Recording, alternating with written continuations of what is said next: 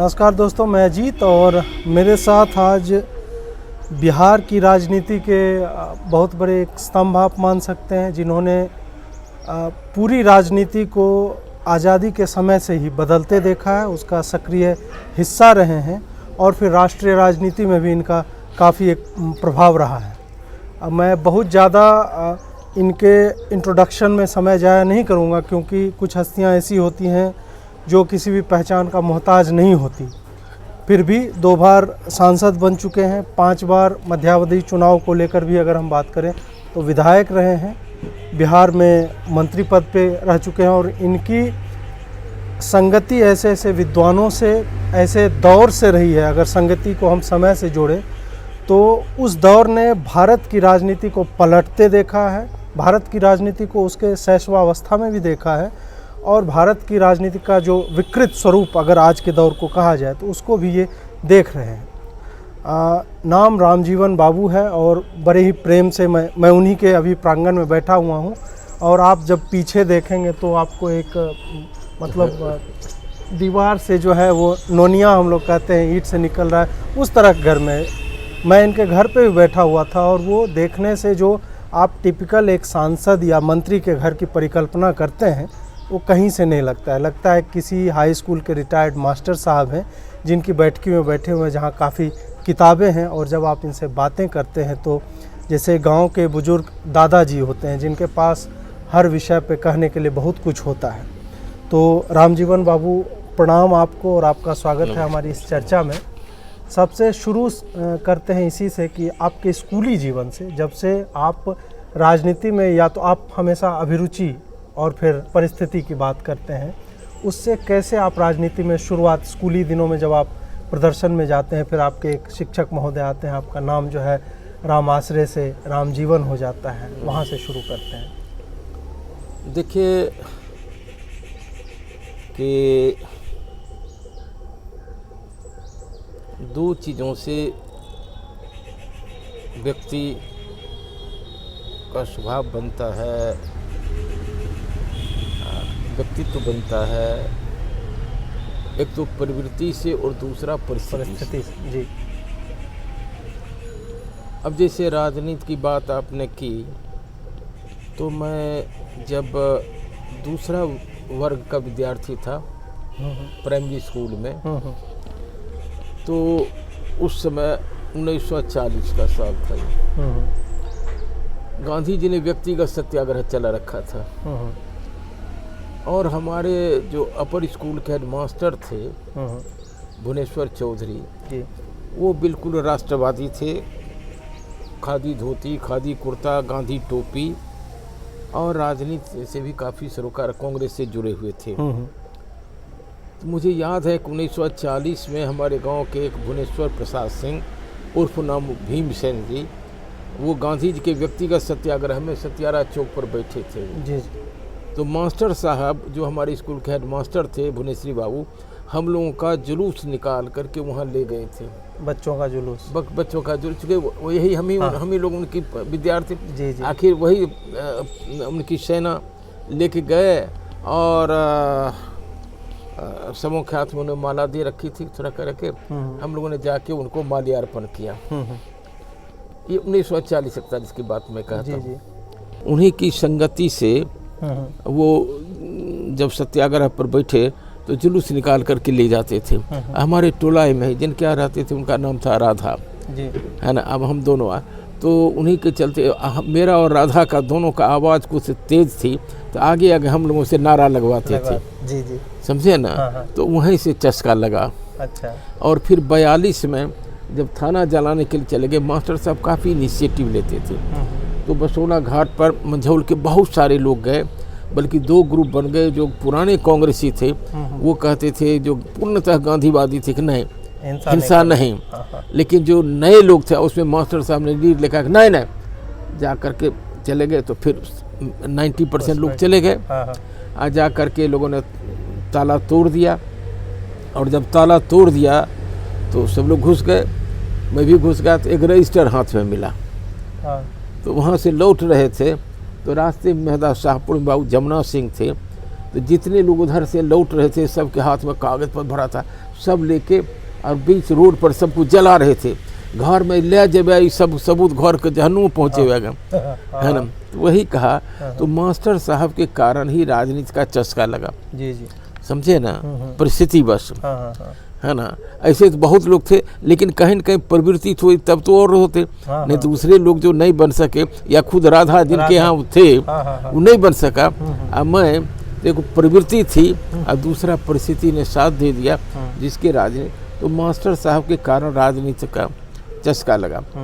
इसके बाद जब मैं मिडिल स्कूल में पढ़ता था तो मेघौल गांव के एक रामनंदन बाबू जो 42 में अलीबुंद के विद्यार्थी थे, लेकिन 42 के आंदोलन में फंस जाने के कारण मैट्रिक की परीक्षा नहीं दे सके। तो प्राइवेटली मैट्रिक की परीक्षा देना चाहते थे, तो उसमें प्राइवेटली मुंगेर में जा कर के वो सेंटअप अच्छी होते, टेस्ट देते और सेंटअप होते तब परीक्षा। तो उसमें मेरे यहाँ आकर के रह करके पढ़ते थे। तो उनको मंझौल में एक जगह चाहिए थी, अब मेरे पिताजी को मुझको पढ़ाने के लिए एक शिक्षक चाहिए थी। अच्छा, तो मेरे यहाँ रह गए। आओ सोशलिस्ट थे, कहते 42 में आंदोलनकारी थे और 42 में ये जेल के कारण बेचारे पढ़ाई नहीं हो सके थे। और उनके कारण जो इस इलाके के जितने सोशलिस्ट थे, खासकर उनके गांव के, है ना, वो मेरे यहाँ कभी कभी आते थे। तो उनके संपर्क में सोशलिस्ट बन गया। अच्छा, है ना। मंझौल में अपर स्कूल के हेडमास्टर के कारण राजनीति में प्रवेश हुआ और उनके कारण सोशलिस्ट बन गया। सोशलिस्ट, जी जी जी।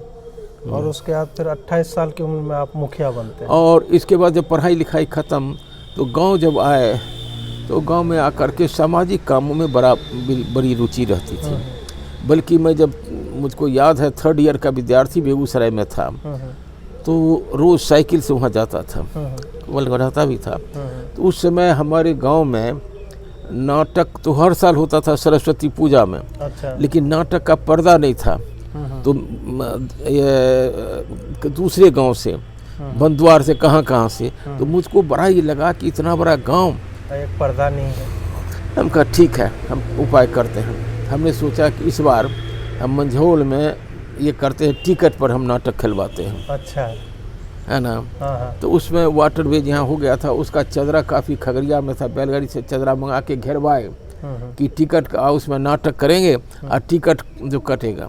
अच्छा। तो उसी में मेरे पिताजी के पास लोग आए, कुछ लोग कि नाटक देखे ला अपनैयो, कलखिन नहीं हो, हमें नहीं जब तो टिकट से रख ले हम। तो जरा पास पैसा होते सहन जेते। तो गांव में नाटक होता है आ गांव के गरीब नहीं देखे जेते है, तो ये बात ठीक न।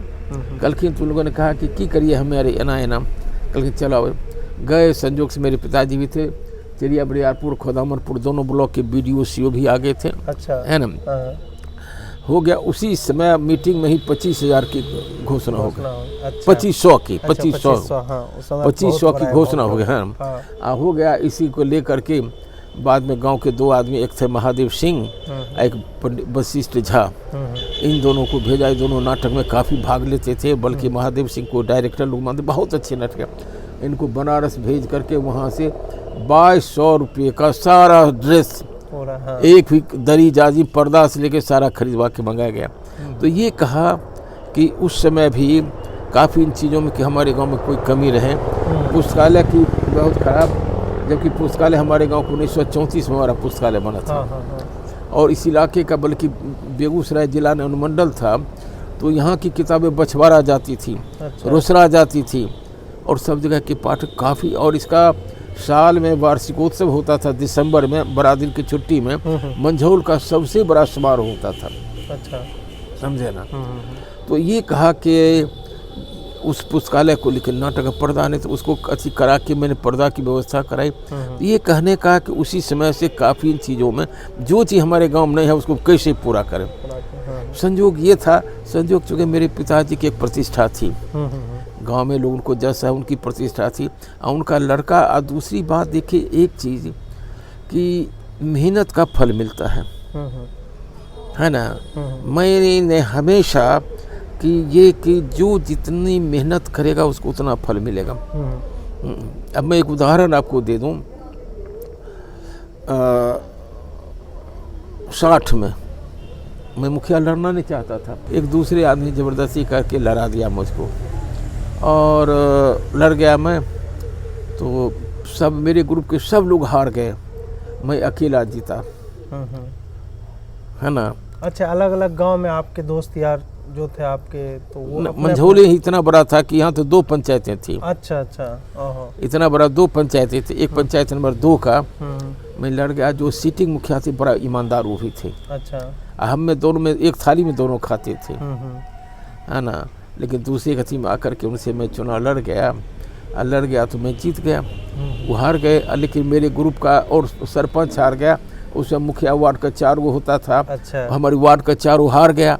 अब पंचायत में चलाऊं कैसे ये? अच्छा, तो जो पंचायत मुखिया कमेटी के 9 सदस्य होते थे। एक मुखिया, 4 इलेक्टेड मेंबर और 4 जो मुखिया जीत जाए 4 को नॉमिनेट करता था। अच्छा, अब मुझे 1960 में मंझौल जैसे जमींदारी गांव, सामंती गांव में, भूमिहारों के गढ़ में 4 गो नॉमिनेट मैंने किसको किया? फौदार सदा को, मुसर को, बालकृष्ण पासवान को, विष्णुलाल पासी को, अमेदो पोद्दार को। अच्छा, समझे ना, ये किया, है ना। आज लोग आरक्षण का ये सब चीज बात कर, उसमें की बात मैं कह रहा हूँ 1960 में, आज से समझिए कि 60 वर्ष पहले, है ना। तो ये किया और इसके बाद खैर उन लोगों ने जो हार गए वो केस कर दिया हाई कोर्ट, खैर वो सब भी मैं जीत गया। इस वक्त काम, तो मेरा काम था सवेरे 7 बजे तक, 7:30 नहा सुना के नाश्ता करके साइकिल लेके निकल जाता था, है ना। और कोई टोला बाकी नहीं रहता था, मैं नहीं घूमता था। डेली की मेरी रूटीन थी। शायद ये कोई टोला छोटे नहीं निकले, ऐसे निकले कमला होके घूमते हुए, सब टोला की हो हालचाल कहीं पर बैठ गए। उसमें घर भी बहुत कम होते थे, माने, और दरवाजा तो बहुत कम हो, घर तो होते थे, दरवाजे बहुत कम होते। फिर टोला में गरीबों के मुताबिक कोई इधर बैठे तो नीचे सबसे बात की करते, हालचाल कीचो, लेकिन सबके सुख दुख में मैं खड़ा रहता था। मुखिया उस पंचायत को कोई ये नहीं था, कोई ये नहीं हम ये करते, सिर्फ अपने बल पर उनके सुख दुख में खड़ा। कोई बीमार पड़ गया, उसको उठा करके ले गए अस्पताल, दिखला दिया, दवा ला के दे दी, या ब्लॉक के काम कैसे कीचो लेते गए, फिर अपने से ब्लॉक से उसका काम करवा देते थे। मैं मुखिया था ही, और ये करने के लिए तो इतनी मेहनत करता था कि 5 बरस के बाद पहला बार जब मुझको मुखिया लड़ने के लिए माने उत्साहित करके लड़वाए, वो सरपंच, हालांकि हार गए, मैं जीत गया। 5 बरस के बाद जब लड़ने का आया तो वो कहते अब नहीं लड़ी है तुम। अच्छा, क्योंकि 25 वोट से मैं जीता था। अच्छा, वो कहते थे नहीं अब तो नहीं लड़ी है, 25 वोट से जीत लो, 5 वर्ष भै गलो, 10-50 आदमी खिलाफ नहीं होता अगम, है ना। वो क्या किए कि उस ग्रुप में जाके मिल गए जिनको मैंने हराया था। तब जो मैं लड़ा तो समझिए कि 750 वोट से जीत गया, मैं सब सीटें जीत लिया। हालांकि उनके विरुद्ध में नहीं दिया, वो भी जीत गए, उनके विरुद्ध मैंने सरपंच नहीं दिया था। अच्छा अच्छा, है ना, लेकिन वो भी सब सीटें जीत लिया। एक भी कोई गरीब मेरे खिलाफ नहीं गया, सारे लोग ये। तो ये देखा कि मैंने ये कहता हूँ कि मेहनत, देखिए 2-3 चीज़ें बड़ी काम देती हैं। एक तो सबसे पहले ये चरित्र बहुत बड़ा काम देता है, समझे ना। मैं बराबर कहता हूँ चालाकी से व्यक्ति को फायदा होगा, चरित्र से देश और समाज बनता है। जी जी, है ना। और अगर आपके पास चरित्र है और अगर आप मेहनत करते हैं तो दुनिया का कोई काम आपके लिए असंभव नहीं होगा।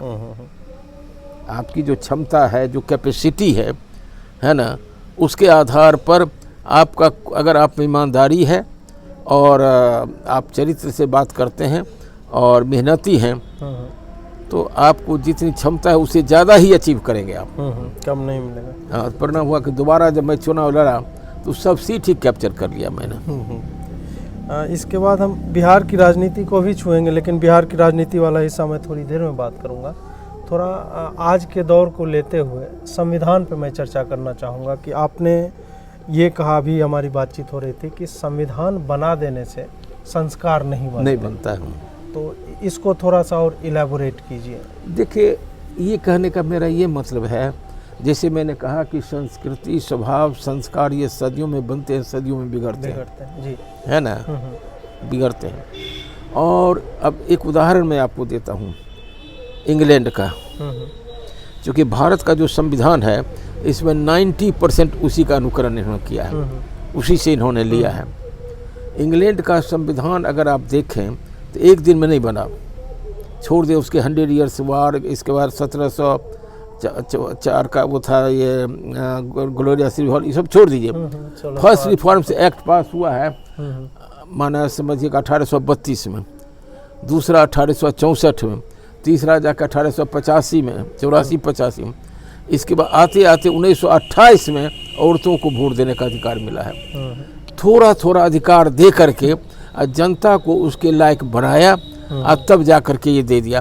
परिणाम है कि इंग्लैंड का जो कि डेमोक्रेसी है वहाँ सब शासन पद्धति नहीं है, जीवन पद्धति है। वे अब लाइफ बन गई है कि हम आपसे या प्रत्येक व्यक्ति दूसरे से जिस तरह के विचार, व्यवहार और आचरण की अपेक्षा रखता है उसका भी फर्ज है कि दूसरे के साथ वही सलूकत करे। ये है।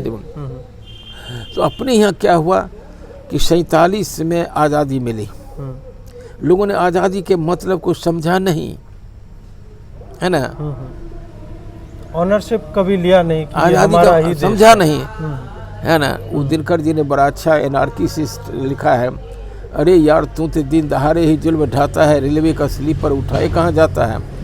कहा तू कमाल आदमी हो, अजीब तेरा हाल है, इसमें तेरा क्या लगा, यह तो सरकारी माल है। आगे वो कहते हैं अरे यार तू तो बड़ा शेर दिल है, बीच राह में ही लगा रखी महफिल है, हट जा, लगना जगह है मोटर के झटके, नाचना है तो नाच सड़क से हट के। तो जवाब देता है तू ही सड़क से हट के क्यों नहीं चला जाता है, कार पर बैठ के सेखी बघारता है, झाड़ देंगे तुम्हें जो तरक भरक है, पूछने चला है तेरे बाप की सड़क है। भूल जाए अपने सेखी और मर्जाद, जानते नहीं अब देश आज़ाद। आज़ादी का मतलब उच्छृंखलता नहीं है ना। आज़ादी का मतलब है जवाबदेही, स्वराज। जिस तरह से हम अपनी संपत्ति के प्रति, अपना राज है, अपने राज को, अपनी संपत्ति को बचाने के लिए जो तत्परता रहती है, जागरूकता रहती है, हमारे राष्ट्र के संपत्ति के प्रति ये रहती है। वही जैसे मैंने कहा ना कि राष्ट्र की संपत्ति को लोग ये, अरे अंग्रेज के ज़माने में रेल की 3 ही चीज़ को नुकसान करते थे, रेल की पटरी उखाड़ते थे, स्टेशन में आग लगाते थे, पोस्ट ऑफिस में आग लगाते थे, थाना में आग लगाते थे, क्योंकि यही 4 अंग्रेज के ये थे। आज अगर रेल की को उसे नफा नुकसान अंग्रेजों को होता था, आज अगर एक नट का, रेल की एक नट भी अगर खो जाए तो हमारे राष्ट्र की संपत्ति बर्बाद होती है। तो ये मैंने कहा कि आज़ादी के मतलब को लोगों ने समझा नहीं। 2.5 बरस के अंदर ही आपने ला दिया सॉवरेन डेमोक्रेटिक रिपब्लिक, सर्वप्रभु संपन्न लोकतंत्रात्मक गणराज्य। परिणाम हुआ कि न आज़ादी को समझ सका, न लोकतंत्र को समझ सका। आज जो स्थिति आप देख रहे हैं, जो हालत की अराजकता की स्थिति है ना, यही कारण है कि जैसे अगर अपर पास नहीं किया उसको मिडिल की परीक्षा में बैठा दे, मिडिल पास नहीं किया मैट्रिक की परीक्षा में बैठा दे, मिडिल की परीक्षा पास मैट्रिक में बैठा, मैट्रिक नहीं किया IM बैठा, हर परीक्षा में फेल करेगा। तो सवाल है कि पहले आज़ादी के मतलब को, जैसे इंग्लैंड का उदाहरण दिया कि वहाँ कंप्लीट डेमोक्रेसी लाने में 1928 में औरतों को वोट देने का अधिकार मिला, यानी करीब 100 बरस, 98 बरस लगा दिया, 98 ईयर्स।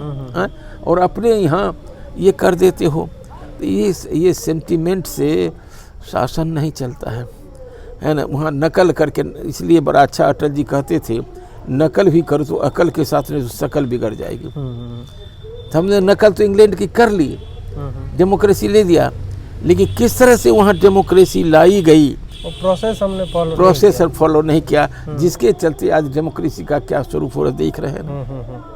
इसी से संविधान से चलते हैं मिनी कॉन्स्टिट्यूशन, एक जो कहा जाता है इंदिरा गांधी के दौर का, उसमें 2 शब्द जोड़े जाते हैं, सोशलिस्ट और सेकुलर।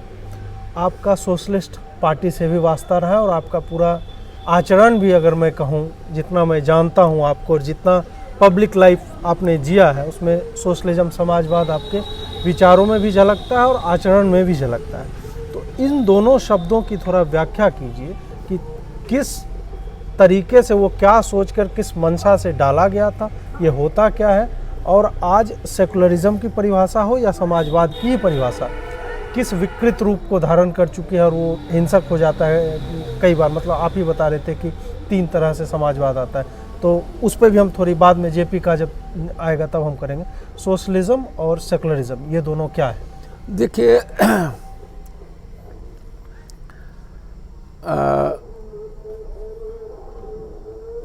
समाजवाद अपने आप में डेमोक्रेसी में निहित है।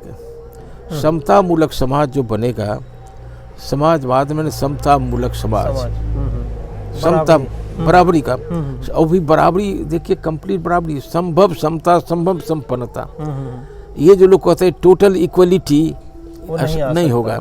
एक पिता के विपुल कुमारा, पृथक पृथक गुणशील अचारा, है ना, सबके अलग अलग गुण होते, अलग अलग है ना। एक माने एक चार लड़का है, एक ओवर इंटेलिजेंट है, दूसरा मीडियोकर है, तीसरा है, चौथा एकदम डल है। सबों को बराबर अगर संपत्ति दे देंगे, बराबर कर देंगे, फर्क पड़ जाएगा। इसीलिए टोटल इक्वलिटी कभी भी संभव नहीं है। संभव समता ऐसा यानी, और उसके लिए एक बांध दें कि 1 और 10 का, 1 और 20 का, कि 20 से ज़्यादा ना हो, और उससे भी एक बात और जरा इसमें थोड़ा फर्क कर लें। जब इंग्लैंड में औद्योगिक क्रांति हुई, समझे ना, तो वहीं से पूंजीवाद पैदा हुआ। अब पूंजीवाद के गर्भ से ही मार्क्सवाद, जब वहाँ तो मजदूर तो मार्क्सवाद पैदा हुआ, और मार्क्सवाद जब पैदा हुआ, समझे ना, तो मार्क्सवाद में वहीं से मार्क्सवाद के फेल्योर नहीं, है ना, क्यों फेल कर गया मार्क्सवाद? इम्प्रैक्टिकल था, इसलिए कि आप इम्पोज कर रहे हैं, दबाव डाल रहे हैं। दबाव से कभी भी समता मूलक समाज नहीं बनता है। समता मूलक समाज जब बनेगा 3 चीज़ों से, जैसे समाजवाद लाने का 3 तरीका जब काजी ने कहा। समाजवाद की परिभाषा तामसी समाजवाद, राजसी समाजवाद, सात्विक समाजवाद। तामसी समाजवाद जिसको कि हिटलर ने भी चाहा था कि हम नेशनल के बल पे जो है समाजवाद, उसने कहा राष्ट्रीय सोशलिज्म की बात की थी। स्टालिन ने मान लिया, कहा कि जबरदस्ती ये करने के लिए, माओ ने कहा ये करने की कि सत्ता बंदूक की नली आदि, सब फेल कर गया। बता दिया कि नहीं, बंदूक की नली से पर जो करोगे, तलवार के बल पर जो करोगे, तभी तक रहेगा जब तक कि तलवार में धार है।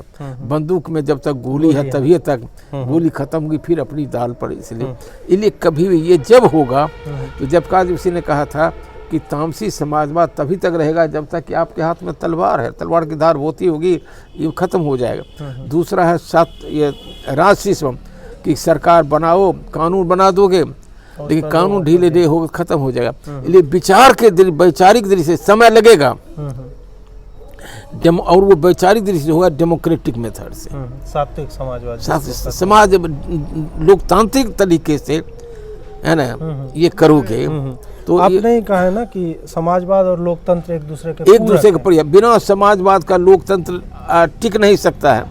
आप बिना लोकतंत्र के समाजवाद आ नहीं सकता है। दोनों एक दूसरे का पर्याय है, समझे ना। इसीलिए ये कहा कि जहाँ इतनी ज़्यादा विषमता होगी तो वहाँ लोकतंत्र नहीं होगा। क्योंकि दिनकर जी ने कहा कि जब तक मनुज का सुख भाग नहीं सम होगा, समित न होगा, कोलाहल संघर्ष नहीं कम होगा, है ना। तो इसीलिए समता मूलक जो समाज है, तो विषमता में कभी भी लोकतंत्र नहीं चलेगा। इसलिए विषमता को जितना कम कर देंगे, है ना, जितना नहीं तो जहाँ विषमता होती है ना, ये जैसे रामायण में बड़ा अच्छा है, रामराज का वर्णन क्या है ना, कि दैविक दैहिक भौतिक तापा राम राज काहू नहीं व्यापा। राम के राज की ऐसी व्यवस्था थी कि कोई दैविक, न कोई मान लीजिए कि भूकंप हो, न ये बाढ़ हो, न तूफान हो, न फलना हो, न चिलना हो, न ओला न फलना, ये जो ये है, न भौतिक आर्थिक भी नहीं, दैविक दैहिक, न देह की कोई बीमारी, न डेंगू, न फलना स्वानी, सब कुछ नहीं, न भौतिक। दैविक दैहिक भौतिक तापा राम राज काहू नहीं पाया व्यापा। और फिर बैर न कर काहू सन कोई राम प्रताप विषमता खोई। राम के प्रताप से विषमता, कोई आपस में किसी बैर नहीं था। क्यों? कि विषमता का कारण है, कलह का कारण है विषमता, है ना, कलह का कारण है विषमता। तो राम प्रताप विषमता नहीं थी, इसलिए कलह नहीं था। कलह नहीं था तब क्या था? सब नर करहीं परस्पर प्रीति, आपस में प्रेम था ये, है ना। तो ये विषमता को, इतनी विषमता को रख करके, है ना, आप चाहोगे कि समाजवाद या लोकतंत्र को चलाओगे, नहीं, इसलिए इसको एक सीमित पर रखो, एक सीमित पर, है ना, एक सीमा पर। एक आप और कहते हैं कि जो आजकल जो आंदोलन का एक कल्चर डेवलप हो रहा है, उसमें आप हमेशा कहते हैं कि नकारात्मकता से निषेध होता है, निर्माण नहीं होता। देखिए कि आज भारतीय राजनीति, इसमें हमारी पार्टी जो सोशलिस्ट पार्टी थी, इसमें डॉक्टर लोहिया से ही भूल हुई कि हुआ क्या, 52, 57, 62 3 चुनावों में कांग्रेस पार्टी को वोट यानी सीट आता, यानी वोट यानी ये सीट आता है 45, हाँ, ये वोट आता है 45-46%, अब सीट आ जाता है 75-78%, है ना, 52-57, जिसके चलते अपोजिशन में हो गया कि अपोजिशन में बहुत नेता भाग करके कांग्रेस में, अशोक में हमारे बड़े नेता अशोक मेहता, चंद्रशेखर जी, ये लोग भाग के कांग्रेस में चले गए ये करने के लिए। उसी पर डॉक्टर लोहिया कम्युनिस्ट पार्टी की जैसी उसमें की तगड़ी पार्टी थी यूनाइटेड, 64 में टूट कर CPI, CPM कोऑर्डिनेशन में बट गई, विभक्त हो गई, हताशा हो करके कि अब लोकतांत्रिक थे। उसी पर डॉक्टर लोहिया ने 66 में नारा दिया कि हम लोग का राजस्थान में सम्मेलन था, कोटा सम्मेलन, कि कांग्रेस हटाओ देश बचाओ। अच्छा, कांग्रेस हटाओ देश बचाओ। इससे ये हुआ कि हिंदुस्तान के 8 राज्यों में गैर कांग्रेसी सरकारें बनी। अच्छा, है ना।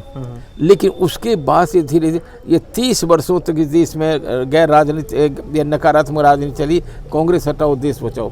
66 से लेकर के 96 तक वहाँ चल रहा है, 96 से लेकर अब चल रहा है 30 वर्ष से गैर बीजेपी हटाओ देश बचाओ।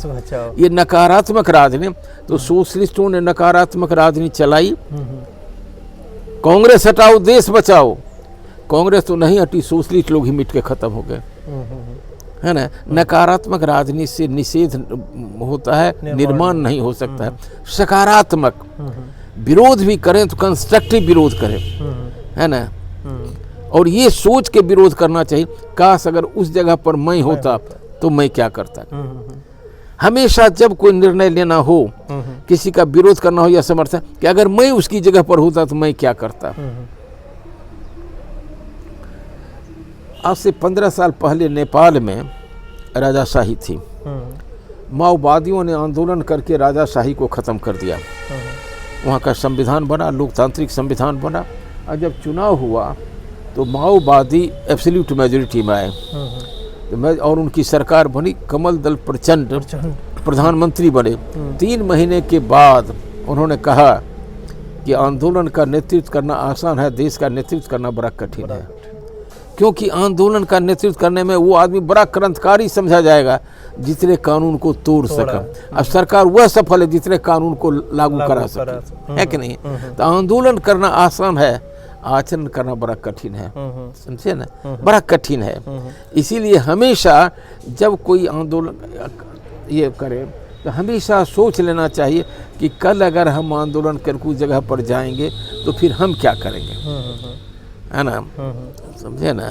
एक और बात, वही ये जो आप बात कर रहे हैं वो कहीं ना कहीं राजनीतिक नैतिकता से जुड़ी हुई, एथिक्स ऑफ पॉलिटिक्स एक तरह से अगर हम कहना चाहें तो। राजनीति में आपके समय में नैतिकता थी। आप ये भी कह रहे थे कि जब आप लोगों ने राजनीति शुरू की थी तो लोग कहते थे कि बड़ा ही चरित्रवान व्यक्ति है जो राजनीति से जुड़ा हुआ है, क्योंकि वो सेवा भाव से जुड़ता था। आज वो बिल्कुल मतलब उलट गया है। और आपका निजी अनुभव भी, आप, मैं किसी नेता का नाम नहीं, 2-3 उदाहरण दे रहा हूँ, 2-3 उदाहरण मैं आपको देता हूँ कि देखिए,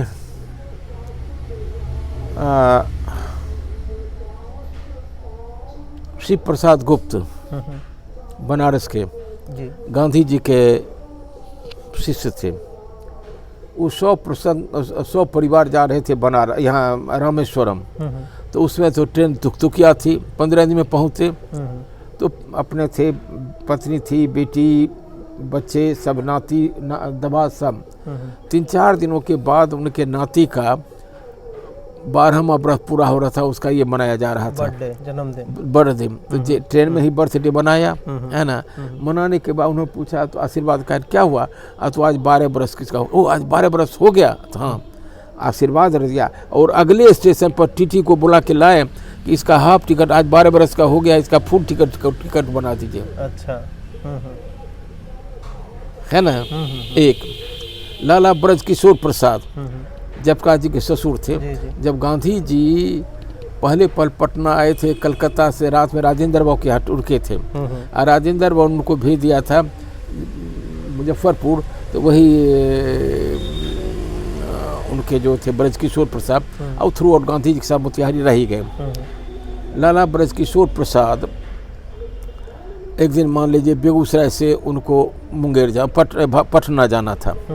स्टेशन पर एक वर्कर था, उनको दिया कि जाके टिकट कटा लो 2 ठो। वो बेचारा टिकट कटाने के लिए गया, तब तक गाड़ी ने सीटें दे दी बिना टिकट। बुकिंग काउंटर पर काफ़ी लंबी कतार थी, नहीं था वो। रास्ते में कहीं चेकिंग नहीं हुई बिना टिकट के। वहाँ जब उतरे तो कार्यकर्ता भी ईमानदार था, कहीं पैसा रख लीजिए। क्या कौन पैसा है? जो टिकट कटाने के लिए दिए थे। क्या? तो ऐसे ऐसे वहाँ पर भीड़ थी तो गाड़ी खुलने लगी, मैं टिकट नहीं कटा। अरे हम लोग बिना टिकट चले आए।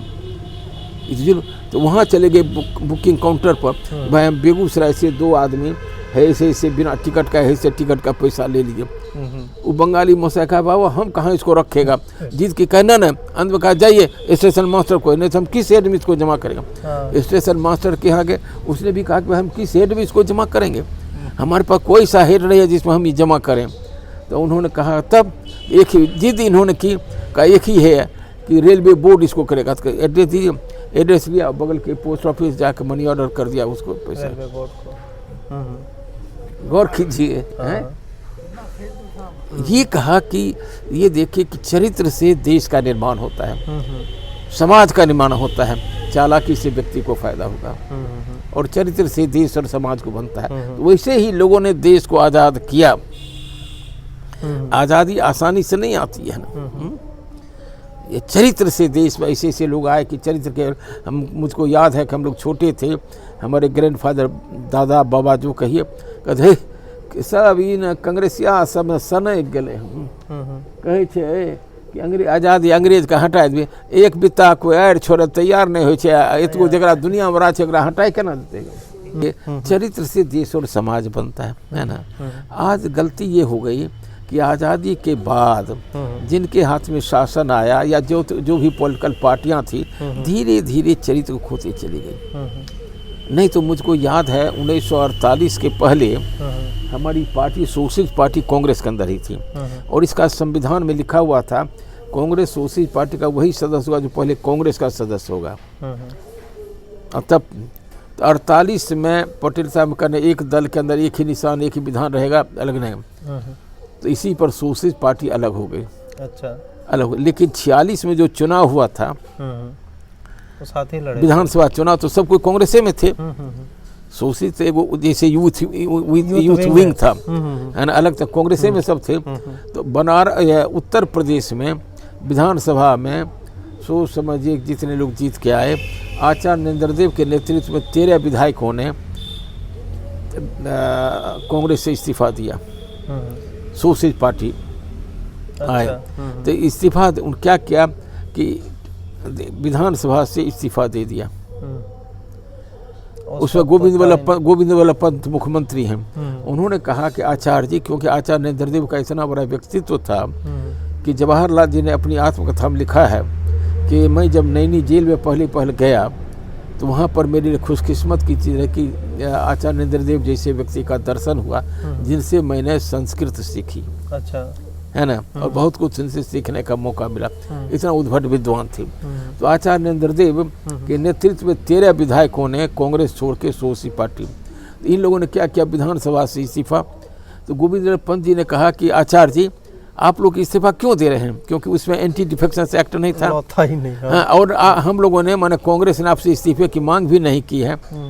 तो आचार्य देव ने क्या कहा, पंत जी माननीय मुख्यमंत्री जी, मैं आपका शुक्रगुजार हूँ कि आपने हम लोगों से इस्तीफा नहीं मांगा है। और आपने यह भी याद दिलाया कि इस्तीफा देने का कोई नियम भी नहीं है। लेकिन याद कर ले, लोकतंत्र नियम से नहीं चलता है, नैतिकता से। जिस दिन लोकतंत्र में नैतिकता नहीं रहेगी, लोकतंत्र नहीं चलेगा। हम सभी कांग्रेस के टिकट पर जीत के आए थे, आज कांग्रेस से हम अलग हो रहे हैं।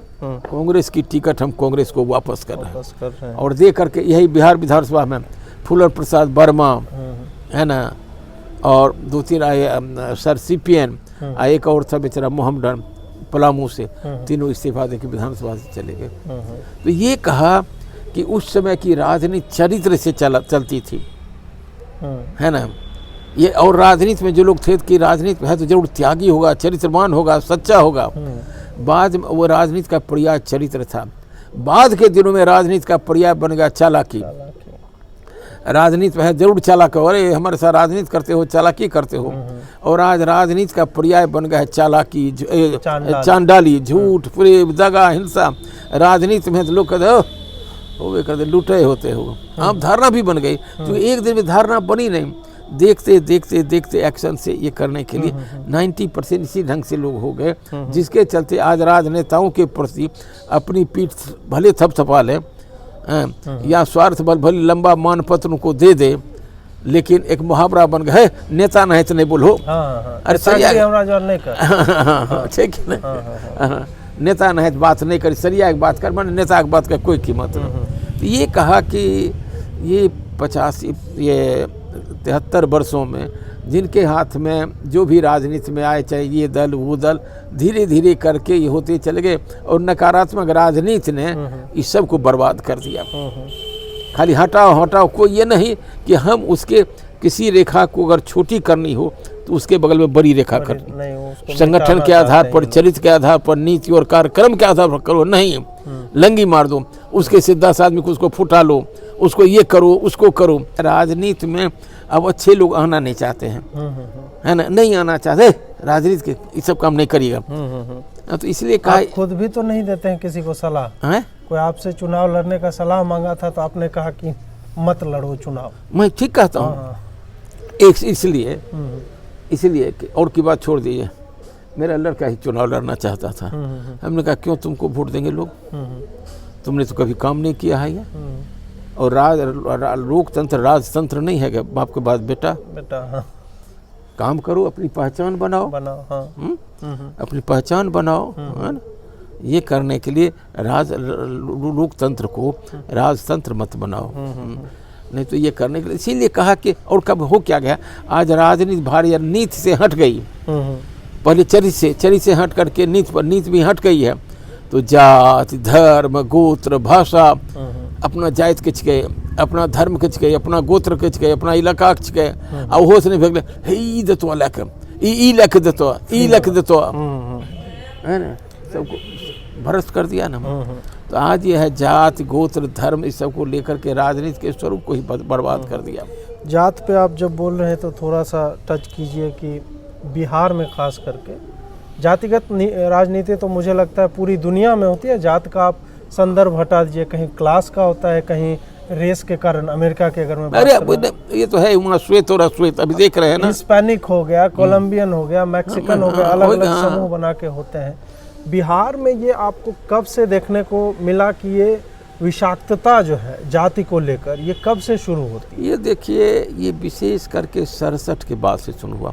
वही का जब से नकारात्मक 67 में परिवर्तन हुआ, और परिवर्तन ये हुआ 67 के चुनाव से 2 फायदे हुए।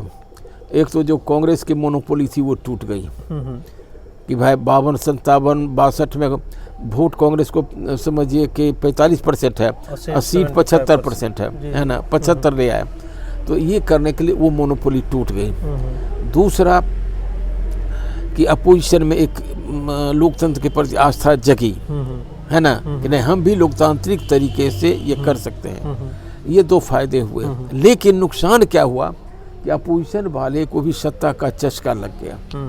आज जब सत्ता का चस्का लग गया तो धीरे धीरे भारतीय राजनीति सिद्धांत अभिमुख नहीं हो करके सत्ता अभिमुख बन गई, है ना। योजनाएं बनने लगी कि किधर भूमिहार का वोट। हाँ भाई, जात के आधार पर आप समीकरण बैठाने लग गए। समीकरण बैठाने लग गए कि फलाने से फलानी जगह कैंडिडेट दो, जात के आधार पर ये करके वो करके ये भूमिहार के क्षेत्र के यहाँ भूमिहार के दे दो, यहाँ कुशवाहा के दे दो, यहाँ फला। इसलिए आज देख रहे हैं कि जितनी भी जातियाँ हैं कम संख्या वाली, सब अपना जातीय संगठन। डॉक्टर लोहिया कहते थे जात से जमात की तरफ चलो, क्योंकि कानून जात के लिए नहीं बनता है, बनता है जमात के लिए। अगर मान लीजिए विद्यार्थी के लिए कानून बनेगा, विद्यार्थी एक जात का तो नहीं होता है। शिक्षक के फायदे के लिए बनेगा, शिक्षक एक जात का नहीं होता है ना। कारखाना के मजदूर, लेबर हो गया, लेबर कारखाना का मजदूर हो, खेत का मजदूर हो या शिक्षक हो, कोई भी हो, किसी के फायदे के लिए कोई कानून बनेगा तो एक जात का नहीं होता है ना।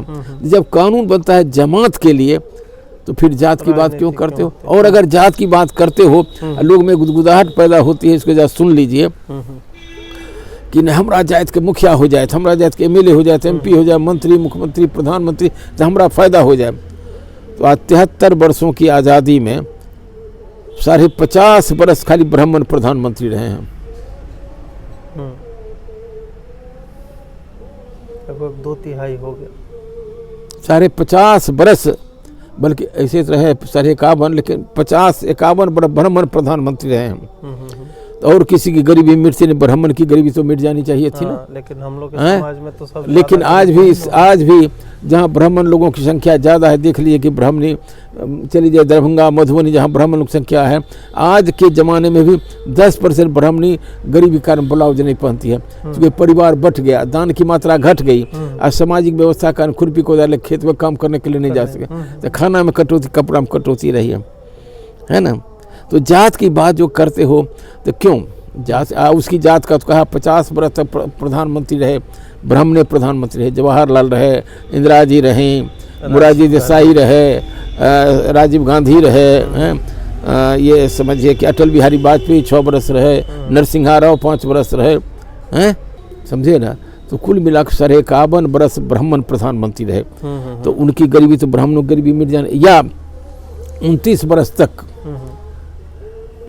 जगजीवन राम दिल्ली की गद्दी पर रहे, जवाहरलाल जी के कैबिनेट में, मोरारजी देसाई के, लाल बहादुर शास्त्री की कैबिनेट में, इंदिरा गांधी की कैबिनेट में, मोरारजी देसाई के कैबिनेट में उप प्रधानमंत्री तक रहे। और किसी की गरीबी मिटती नहीं, मोचीलों की गरीबी तो मिट जानी चाहिए थी। आज भी थाना, ब्लॉक, कचहरी, स्टेशन हो, शहर का चौरा हो, जाड़ा गर्मी बरसात में जो जीता सी रहा है, पुलिस लगा रहा है, बुझिए बेचारा मोची है, क्यों न इसकी गरीबी मिटी? तो ये कहा कि जात से गरीबी नहीं मिटती है। तो धर्म की लोग बात करते हैं, है ना, धर्म की। तो आज से 15 वर्ष पहले दुनिया में 200 के लगभग देश हैं। नेपाल एक अकेला राज्य था जो अपने को हिंदू स्टेट कहता था। तो उसको संपन्न होने से धर्म के नाम पर देश था। तो दुनिया में क्या, एशिया महादेश में भी सबसे यानी गरीब नेपाल, नेपाली मजदूर सबसे ज़्यादा सस्ता। या पाकिस्तान बना धर्म के नाम पर, क्यों आज उसका प्रधानमंत्री कोटोला लेकिन दुनिया में घूम रहा है, भिक्षा मी दे भिक्षा, कोई पाए रहे हमको खाना, ये करोगे, है कि नहीं? तो धर्म के नाम पर, जात के नाम पर ये लोग नेता लोग ये करते हैं, इससे कोई फायदा, अपनी रोटी सेकने के लिए करते हैं, उस समाज का कोई फायदा नहीं होता है। आपने लगभग 3 आंदोलन देखे बड़े व्यापक, जिसमें एक तरह से कह सकते हैं कि अपार जन समर्थन मिला, या फिर लोगों की जागरूकता उन आंदोलनों को लेकर रही है, वैचारिक रूप से ही वो सपोर्ट करें।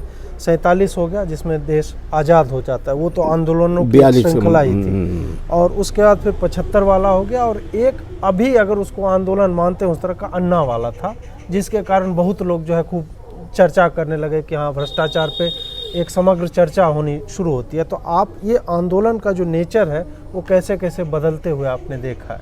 देखिए, आज़ादी का आंदोलन वाला जो था उसमें तो सारी चीज़ें थीं, त्याग, तपस्या, बलिदान, कुर्बानी, एक बहुत बड़ा ये। खैर बाद का जो आंदोलन आया, फिर जैसे समाजवादी आंदोलन आया, उसमें भी काफ़ी चरित्रवान रहे, लेकिन धीरे धीरे उसमें भी कुछ वैयक्तिक, कुछ सत्ता का ये करने के लिए गिरावट आ गई, और फिर नकारात्मक राजनीति करने के टूट फूट के सब खत्म हो गए।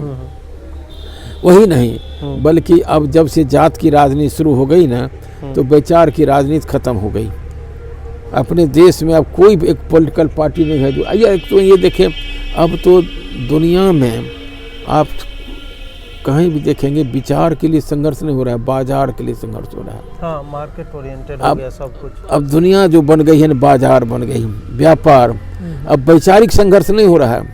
पहले शुरू में जो द्वितीय महायुद्ध हुआ राज के लिए, हमारा राज हो जाएगा वहाँ, बाद में आया तो विचार के लिए चलाया, आज बाजार के लिए आ रहा है।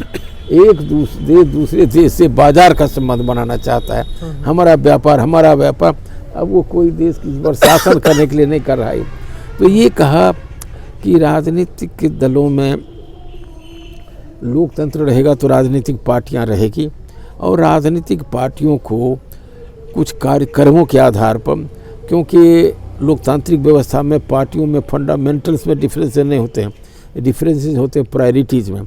मौलिकता में भेद नहीं होता है, भेद होता है प्राथमिकता में।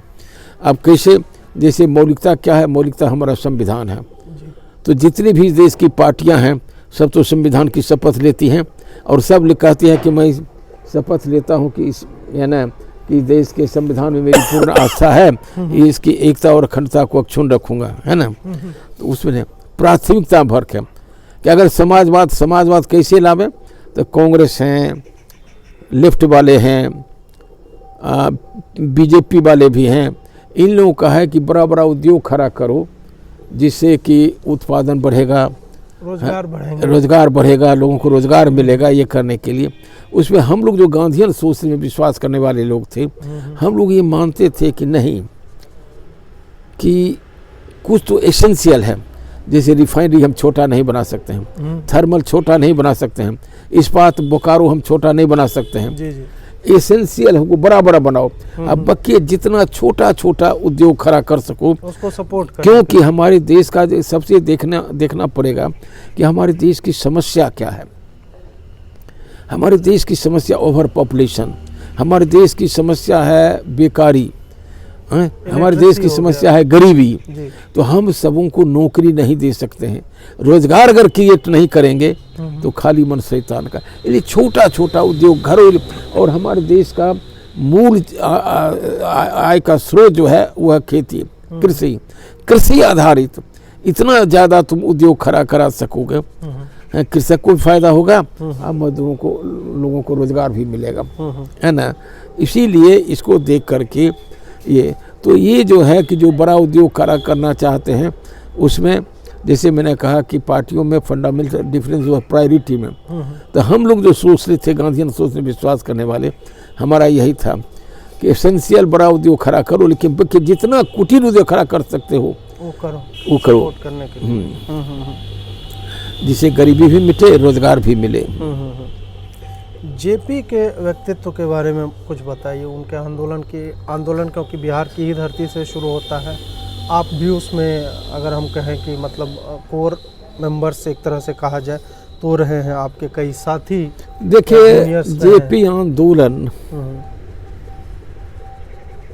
कोई नियोजित आंदोलन नहीं था, वो हो गया ऑर्गेनिक जिसको कहते हैं, धीरे धीरे हो गया, है ना। मैं तो अकेला ही चला था मंजिले मकसद, मगर लोग साथ होते और कारवा बनता चला, है ना। तो वही हाल कि अब देखें 18 मार्च को 74 में असेंबली के सामने प्रदर्शन होता है, नौजवान विद्यार्थी लोग करते हैं, कुछ ये होता है पुलिस लाठी चलाती है, कुछ लोग घायल हो जाते हैं, एक मर भी है ना। तो ये हो गया। तो उसी पे जयप्रकाश जी ने 8 अप्रैल को 74 में ही मौन जुलूस निकाला। और जयप्रकाश जी का इन्वॉल्व, एक बात और बता दूं मैं, जयप्रकाश जी शुरू से ही मेधावी थे, पढ़ने में भी, कि जब अमेरिका गए, हालांकि अमेरिका में तो वहाँ संपर्क में मार्क्सिस्ट बन गए थे। अच्छा, वहाँ मार्क्सिस्ट थे, कम्युनिज्म में ज़्यादा, चूँकि 1917 में रूस में क्रांति हुई थी, है ना। 1921 के 1920-21 में वहाँ थे, 21 में वहाँ से जयप्रकाश जी बाद लौट जो हो। तो जयप्रकाश जी, लेकिन जयप्रकाश जी की शादी हुई लाला ब्रजकिशोर प्रसाद की बेटी से, प्रतिभा। और गांधी जी जब मोतिहारी आए थे चंपारण जाने के लिए, तो सबसे पहले कलकत्ता से आए तो पटना में राजेंद्र राव के यहाँ रुके। राजेंद्र राव ने लाला ब्रिज किशोर प्रसाद जो जयप्रकाश जी के ससुर बाद में बने उनको साथ लगा दिया था। तो इससे कहते, और ये जयप्रकाश जी के इतना हो गया कि गांधी जी, बल्कि जयप्रकाश जी जब अमेरिका पढ़ने के लिए जाने लगे तो अपनी पत्नी को प्रतिभा दे के उनको वो जब गांधी जी के आश्रम में ही छोड़ दिया। अच्छा। वहीं सब दिन रही, और रही नहीं बल्कि गांधी जी और गांधी जी की पत्नी उनको अपनी बेटी मानने लगे और जयप्रकाश जी को अपना दामाद मानने लगे। इसलिए कस्तूरबा कभी जयप्रकाश जी का नाम नहीं लेकर, उस जमाने में लोग दामाद का नाम नहीं लेते, है ना। तो ये करने के लिए तो एक पारिवारिक रिश्ता उनका था जयप्रकाश जी का।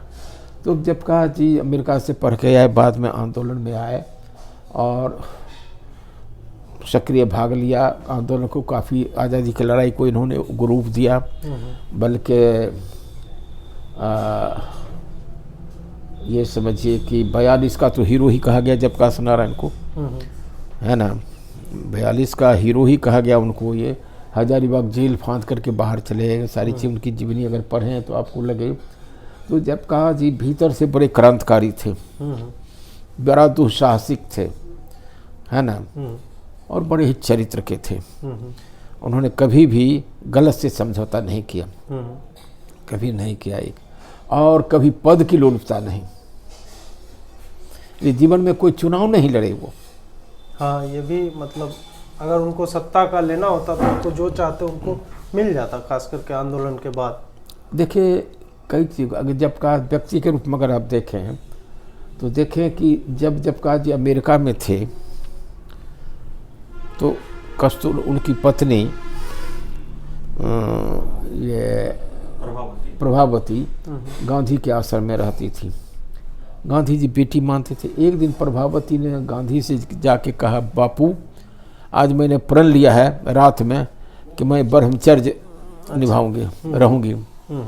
गांधी ने कहा, बेटी तुमको अकेले सीज फायर करने का क्या अधिकार है? तुम शादीशुदा हो, तुम अकेले निर्णय लेने का क्या अधिकार है? क्या बापू मैं उनको मना लूँगी। खैर जयप्रकाश जी आए हैं, जो हो बहुत बाद में खैर बहुत पत्राचार हुआ है। तो जयप्रकाश जी शादीशुदा रहते हुए भी और बैचलर का जीवन व्यतीत किया। अच्छा। पति पत्नी साथ रहते हुए भी। कि आदमी की 3-4 कमजोरियां होती हैं। सबसे बड़ी कमजोरी होती है सेक्स की, दूसरी कमजोरी होती है सत्ता की, तीसरी कमजोरी होती है संपत्ति की, चौथी कमजोरी होती है सम्मान की, है ना। ये सारी कमजोरियां, लेकिन सबसे कमजोरी होती, लेकिन ये कहा कि निर्णय लिया और वैवाहिक जीवन विवाह ये हो रहते हुए भी ये कहा, और बड़ा संकल्प के आदमी थे ये। तो इसलिए और हमेशा जोखिम उठाने का काम किया है। विचार में तो इतना ये था कि गांधी जी ने उनको कहा गया था कि जयप्रकाश जब समाजवाद पर ऐसे लिखा था तो जब गांधी जी को कहना पड़ता था कि जयप्रकाश भारत का लेनिन है। वाई सोशलिज्म पर जो किताब जयप्रकाश जी ने उसी पर उन्होंने कहा, जब गांधी जी ने कहा था कि जयप्रकाश भारत का लेनिन है ना। खैर जो कुछ रहे, 53 में जयप्रकाश जी ने 55 में 55 में सो गया में जीवन दान दे चुके। विनोबा जाके भूदान आंदोलन में चले गए, वहीं पर जीवन दान दे दिया, राजनीति से अपने को अलग कर लिया। अच्छा। हाँ, लेकिन 52 का चुनाव लड़े। बल्कि एक बात बता दूं आपको, 1953 में सोशलिस्ट पार्टी में 5 आदमी की कमेटी बनी कि सोशलिस्ट पार्टी और कांग्रेस को फिर से एक कर दिया जाए। अच्छा। उस कमेटी में थे अशोक मेहता, लोहिया, जयप्रकाश नारायण, NG गोरे, नाना साहब गोरे और SM जोशी, नाना साहब गोरे, लोहिया, अशोक मेहता और जयप्रकाश जी। कल जयप्रकाश जी से, जवाहरलाल जी से इस पर बातचीत होती कि फिर से कांग्रेस और सोशलिस्टों को एक कर दिया जाए कि 48 में अलग हुए थे। आज रात में जयप्रकाश जी ने, जवाहरलाल जी ने जयप्रकाश जी को अपने यहाँ खाना पर बुला दिया। अच्छा। कल उस डेलीगेट से होते। आज जवाहरलाल जी ने जयप्रकाश जी को अपने यहाँ खाना पर बुला दिया। जवाहरलाल जी ने कहा, देखो जयप्रकाश, पटेल साहब मर गए, मैं बूढ़ा हो गया हूँ, इस देश को प्रधानमंत्री की ज़रूरत है, लेकिन इस देश का प्रधानमंत्री वही होगा जिसको सचिवालय पसंद करे, सेना पसंद करे, 2 सचिवालय पसंद करे, 3 अगर साउथ का है तो नॉर्थ वाले पसंद करें, और नॉर्थ का है तो साउथ वाले पसंद करें, और जिसकी अपील का मांस पर असर हो। ये चारों चीज़ें तुम में है। अच्छा, तुमको सेना भी पसंद करती है, सचिवालय भी पसंद करता है, साउथ वाले भी पसंद करते हैं, नॉर्थ वाले भी पसंद करते हैं, और तुम्हारी अपील का मांस पर असर भी है, लेकिन तुमको सरकार चलाने का कोई अनुभव नहीं है ना। इसलिए आओ तुम 6 महीना सरकार में रहो, इसके बाद मैं इस्तीफा दे दूंगा, तुम प्रधानमंत्री चलाना। जयप्रकाश जी ने इनकार कर दिया। प्रधानमंत्री का पद मिला। 67 में उनको राष्ट्रपति बनाने का सर्व अपोजिशन कहा गया था, इनकार कर दिया। कभी पद पर कभी ये नहीं किया है कोई करने के लिए, बिल्कुल नहीं।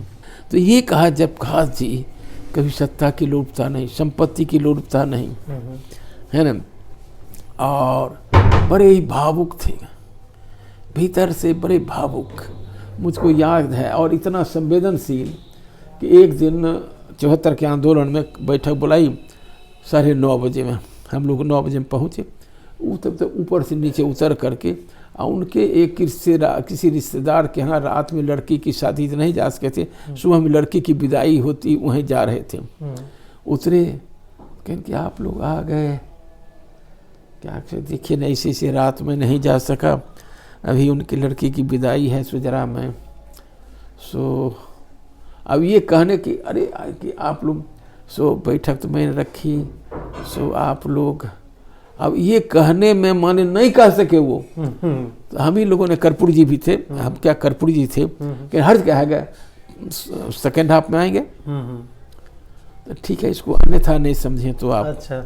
एक दूसरा 4 अगस्त देखने जयप्रकाश जी का मेरे साथ 4 अगस्त का ही है ये मेरा, ये जयप्रकाश जी बैठे हुए मैं खड़ा हूँ बेगूसराय में, PWD वाला जो है IB, उसी में इनको हम ठहराए थे।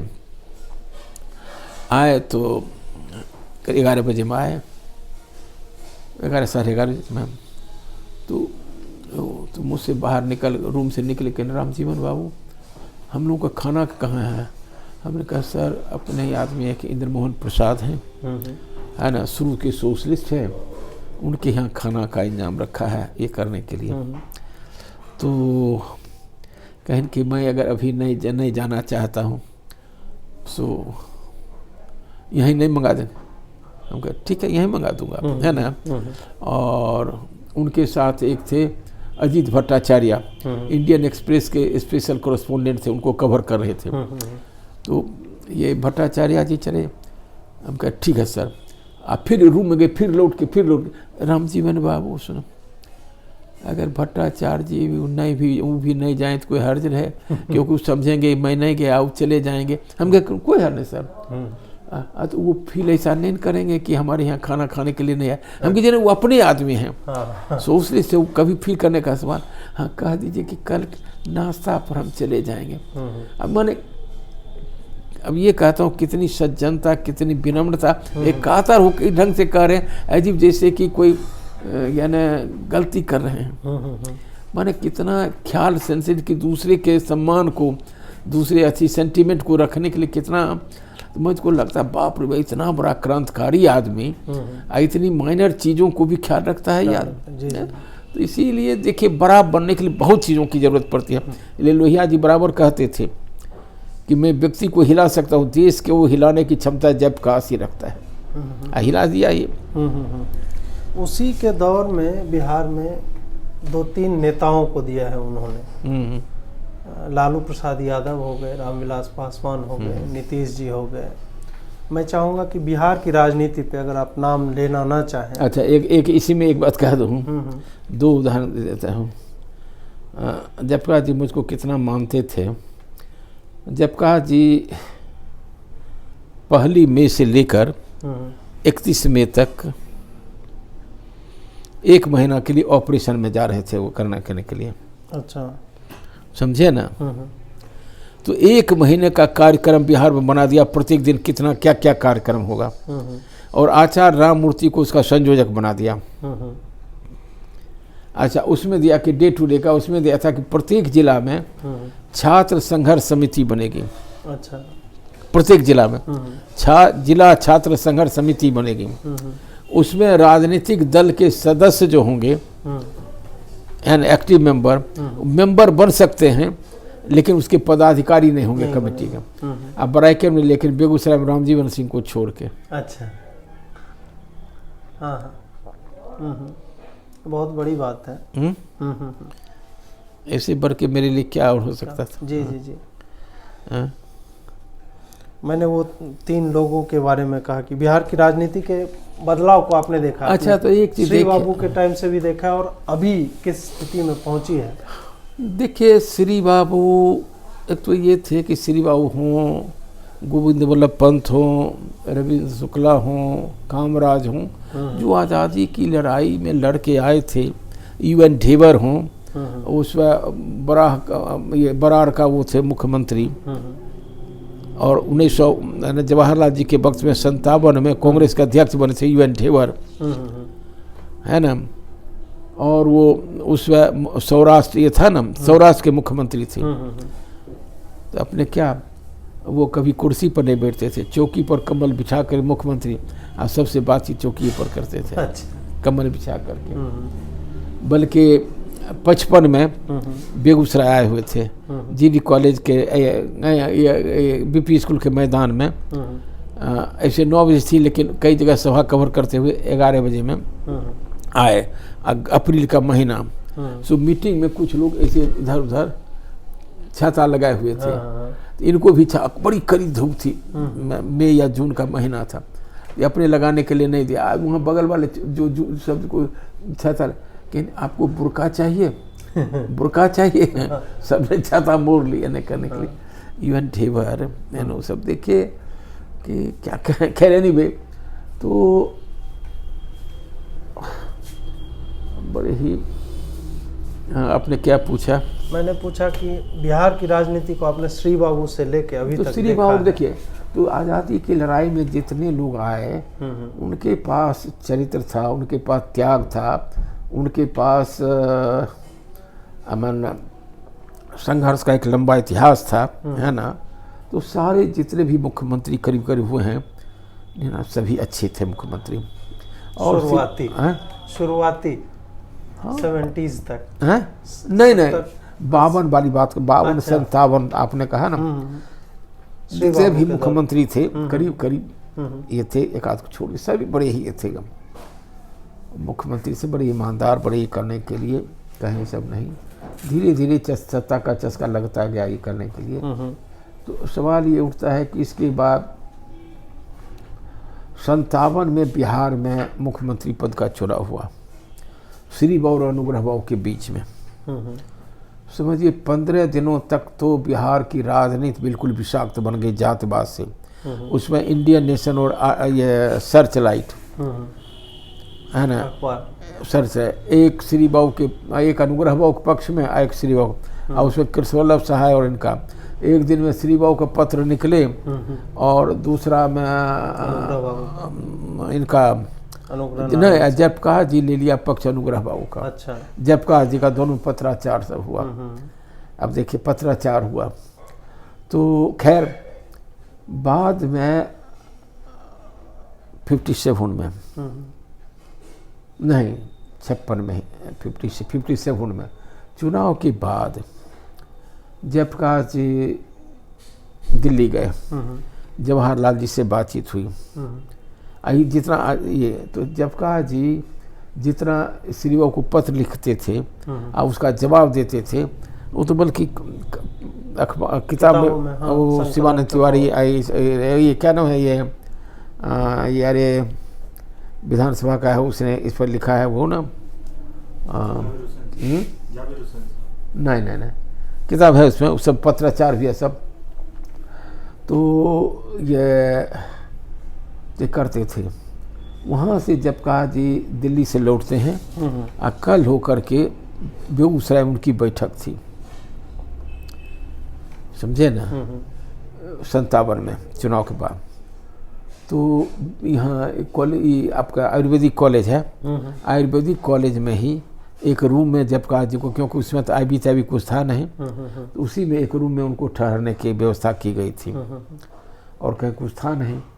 तो आए जब कहा जी, तो कॉमरेड ब्रह्मदेव, रुद्रनारायण झा, रामनारायण चौधरी और जो लोग थे, इन लोगों ने उनका सबका, उस पर मेरी उतनी हैसियत नहीं थी, तो हम लोग जब कहा जी आए और बैठे, कॉमरेड ब्रह्मदेव, रुद्रनारायण झा राज्यसभा के मेंबर थे, राम बहादुर शर्मा एमएलए बन गए थे, और सब हम लोग बैठते, उन्होंने कहा जब कहा जी ने ब्रह्मदेव बाबू से, ब्रह्मदेव बाबू मैं ये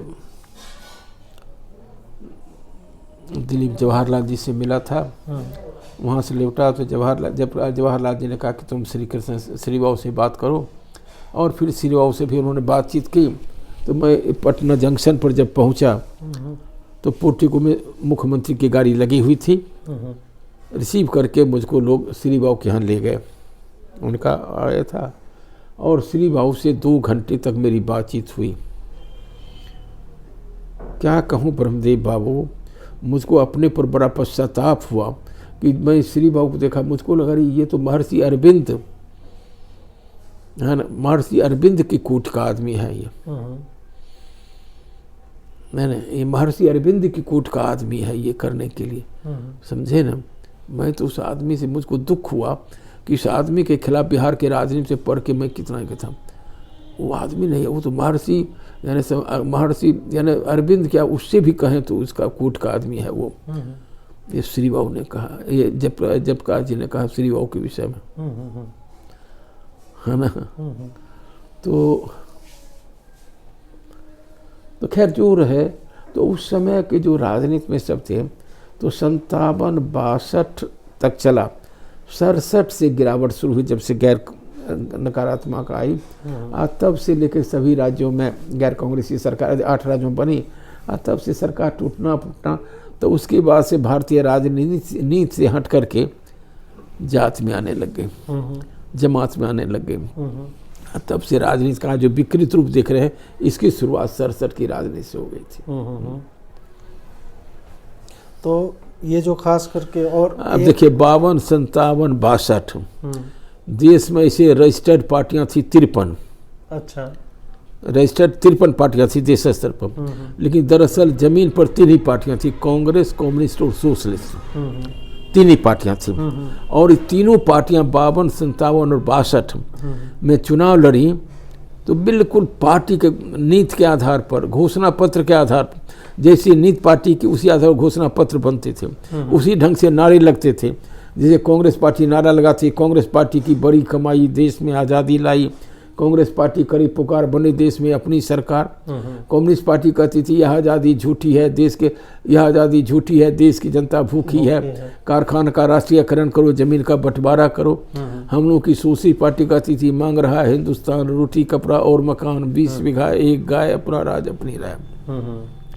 बल्कि 62 में आके जनसंघ भी वजूद में आ गया था, इसने भी कहा हर खेत को पानी, हर हाथ को काम।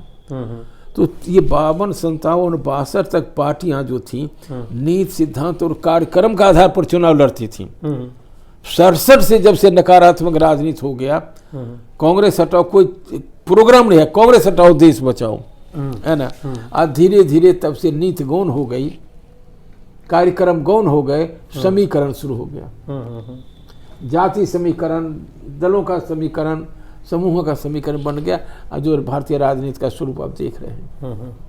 तो उसी पे आपका ही एक कथन है कि जैसे बाढ़ आता है तो हल्की चीजें तैरने लगती हैं। लिखते, हाँ। तो राजनीति के परिदृश्य में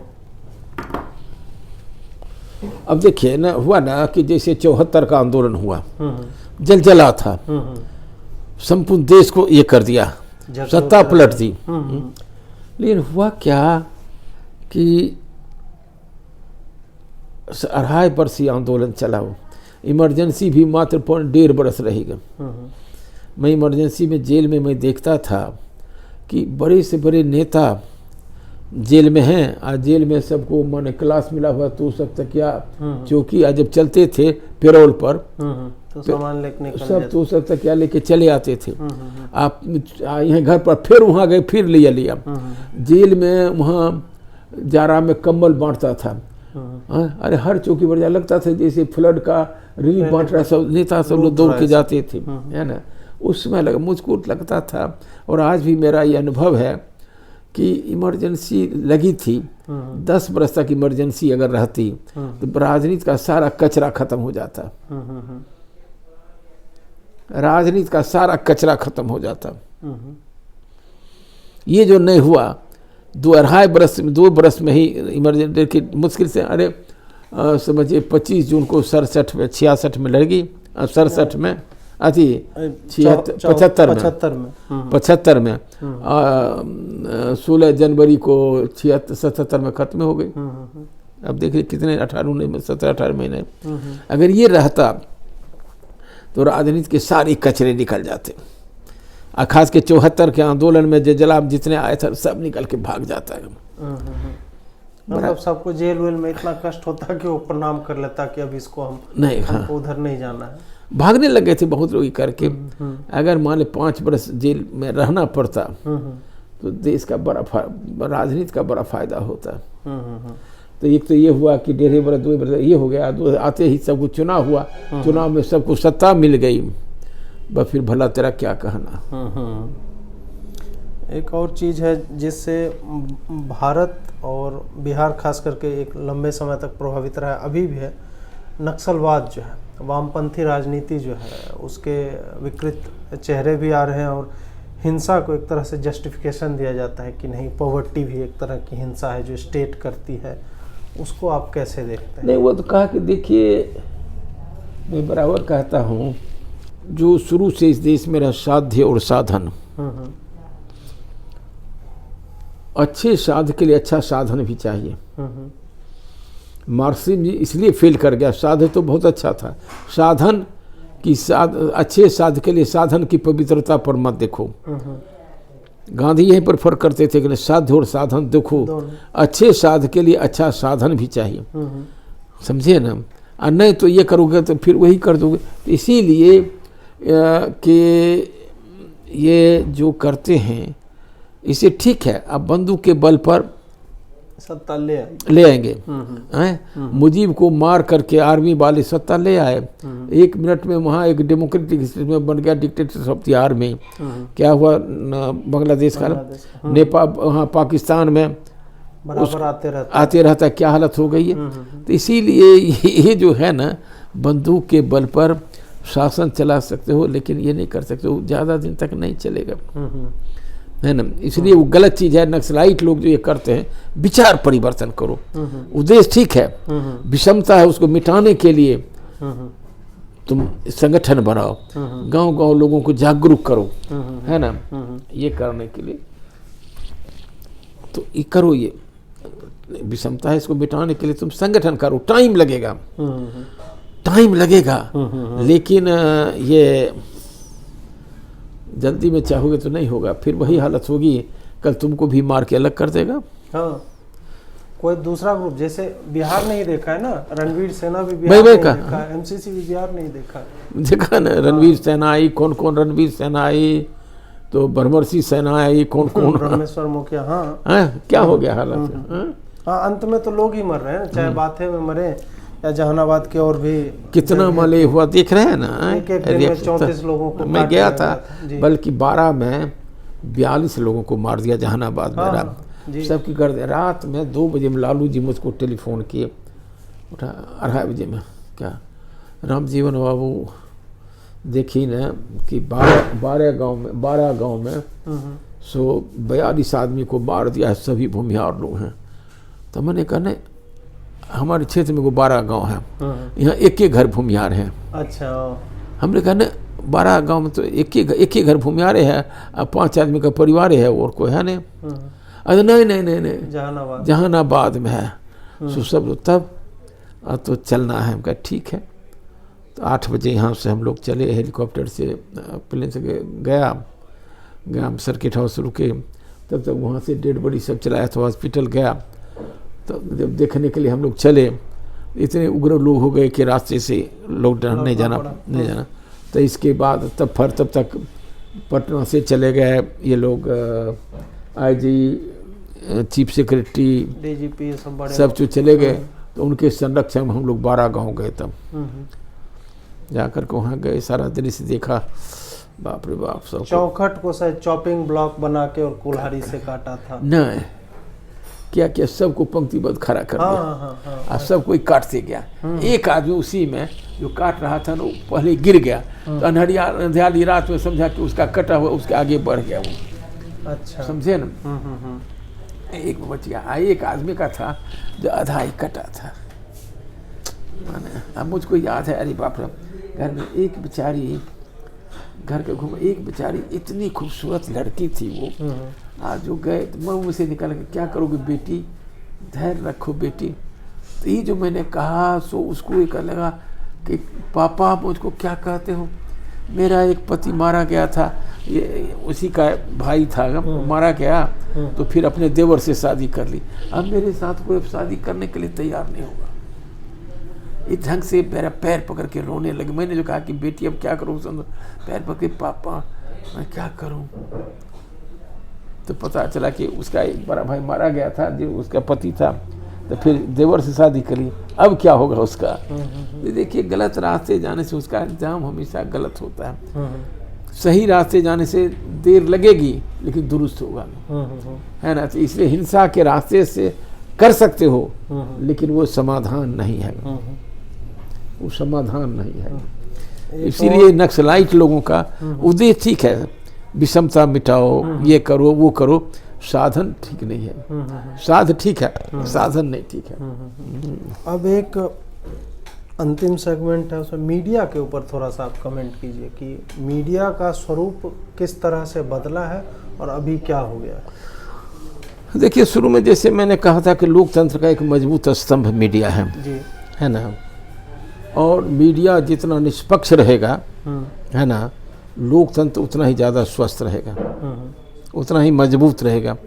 क्योंकि मीडिया ही लोकतंत्र में जो ये पॉलिटिकल पार्टियां हैं, सारी चीज़ें हैं, इनको मान ले अच्छाई बुराई को प्रकट करने का बहुत बड़ा एक आईना है वो, है ना, बहुत बड़ा दर्पण है।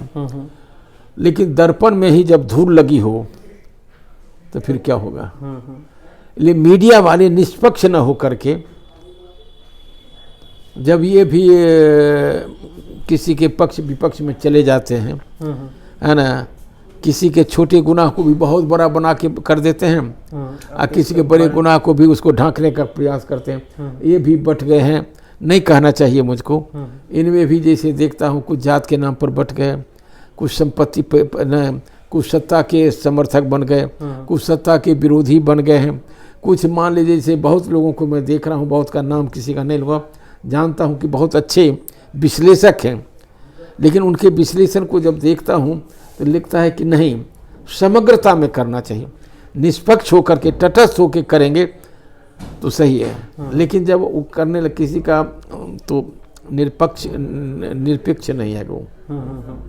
सब लोगों ने मतलब बाइनरी एक तरह से हो गया, या तो आप सत्ता के पक्ष में हैं या विरोध में हैं। समग्रता जो टोटलिटी नहीं है कि अगर 100% बिजली आई है तो आप 3 गांव मत निकालिए, या निकालिए तो उसका मतलब 40 मिनट में। हाँ, देखिए वही कहा कि समग्रता में सोचिए। अरे इतना बड़ा राज्य है, इतना बड़ा देश है, त्रुटियां तो होंगी, त्रुटियां होगी, कोई ये नहीं कर सकता कोई त्रुटि नहीं होगी। मान लिया जितने, अच्छा, एक कोई भी निर्णय भारत सरकार हो या राज्य सरकार हो, जो भी निर्णय लेते हैं, जमीन पर, सड़क जमीन पर बनेगी, अस्पताल जमीन पर बनेगा, स्कूल जमीन पर बनेगा, जो भी निर्माण का काम होगा जमीन पर। कि यह जो है कि मीडिया को ही एक संतुलित निष्पक्ष होना चाहिए।